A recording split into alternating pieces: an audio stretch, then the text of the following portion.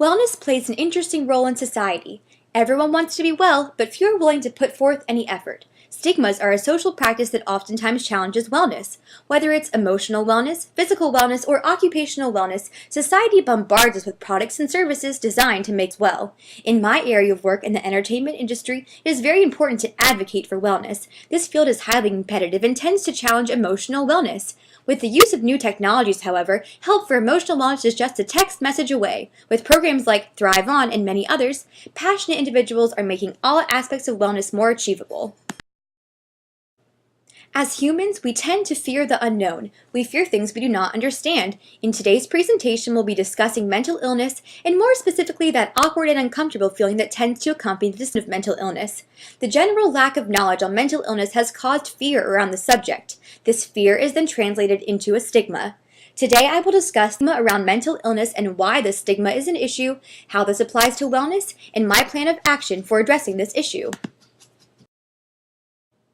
The stigma around mental illness creates additional challenges for a mental illness sufferer. According to Psychology Today, there are still attitudes that view symptoms of psychopathology as threatening and uncomfortable, and these attitudes frequently foster stigma. So what exactly is a stigma? The Mayo Clinic states, "Stigma is when someone views you in a negative way because you have a distinguishing characteristic or personal trait that's thought to be or actually is a disadvantage." There are two distinct types of stigmas: social stigmas, which will be experienced when interacting with others, and self-stigma, which refers to the self-depreciative feelings and thoughts a person suffering from mental illness will likely think about themselves.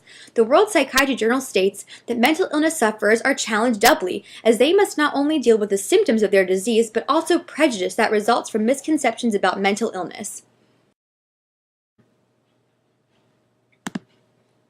I'd like to give a few examples of stigma in the real world. The Mayo Clinic says, discrimination may be obvious or direct, such as someone making a negative remark about your mental illness or your treatment, or it may be unintentional or subtle, such as someone avoiding you because the person assumes you could be unstable, violent, or dangerous.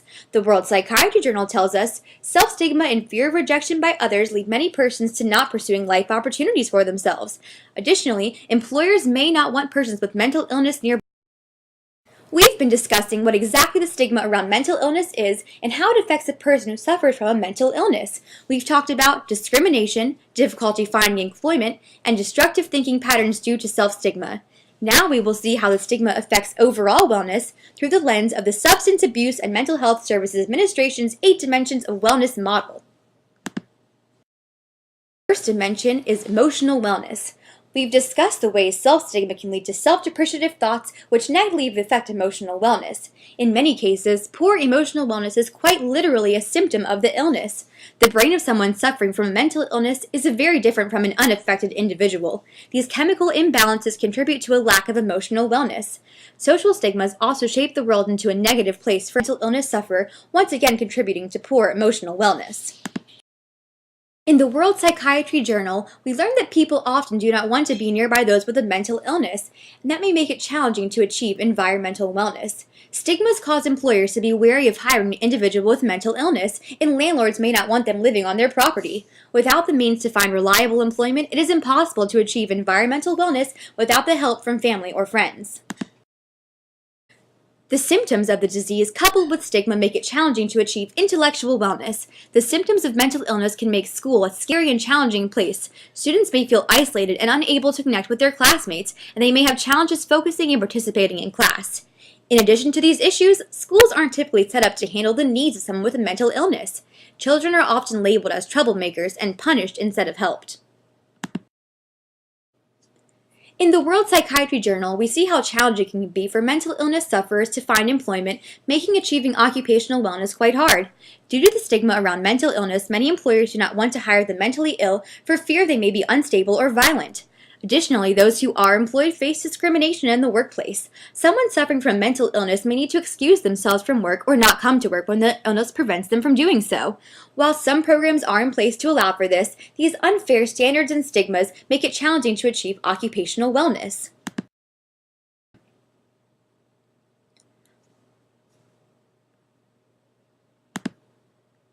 Learning to function with a mental illness can consume the life of the mental illness sufferer. This causes challenges for achieving physical wellness, as this area gets neglected in order to focus completely on becoming mentally well.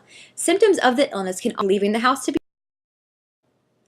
Avoidance of the mentally ill is a commonplace practice which challenges social wellness. This avoidance is a product of fear. Oftentimes, a mentally ill person will experience poor social wellness because they are unable to fit in and connect with others. They may also be rejected by friends and family when they ask for help. This rejection will enhance hopeless feelings and self-stigma.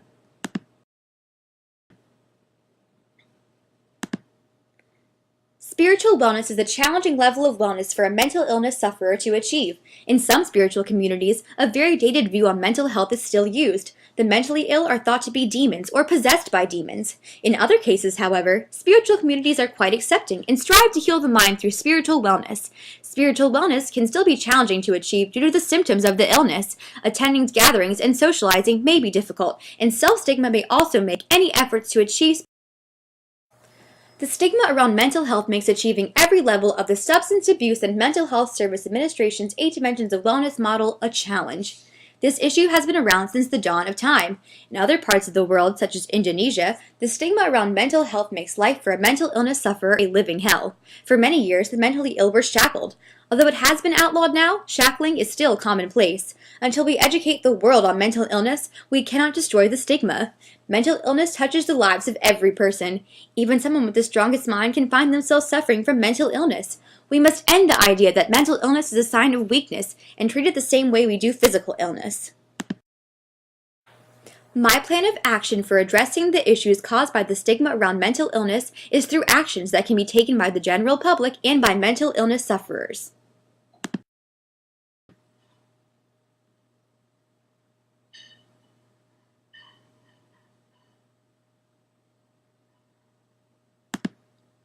I want to see the public take action to spread knowledge about mental illness. Education will reduce fear and eventually end the stigma. Education will happen for young people in school. Assemblies will educate large numbers of students at a time, and health classes will go in-depth into information about mental illness. They will be taught mental illness is not a sign of weakness, that the mentally ill should be treated as normal members of society and should be allowed the freedom they need to heal. Early education and the abolishment of stigma will allow young people to become aware of their mental wellness. This may lead to early diagnosis and easier treatment for. The second part of my plan is to reach those who are not in the classroom. Media outlets such as television, radio, apps, social media, and more will strive to educate the public on mental illness. The same way teachers will encourage students to examine their own mental health and transform how they view the mentally ill, media outlets will take on this same mission. I'd also like to see those suffering from mental illness be informed on what they can do to end the stigma around mental illness. According to the Mayo Clinic, a mental illness sufferer should always get treatment. They should strive to overcome the self-stigma and shame that tend to accompany mental illness. They should avoid isolating themselves and be careful not to equate themselves with the illness. They should join a support group and request help at school. In fact, discrimination against students because of a mental health condition is against the law, and educators at primary, secondary, and college levels are required to accommodate students as best they can, according to the Mayo Clinic. Lastly, mental illness sufferers should take education into their own hands and speak out against the stigma.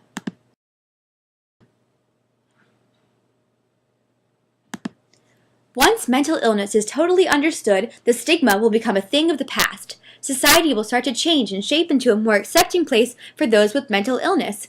Perhaps one day the stigma will be completely gone and mental illness will be quickly and easily treated. I think the following quote from author Shannon L. Adler sums it up perfectly. Never give up on someone with mental illness. When I is replaced by we,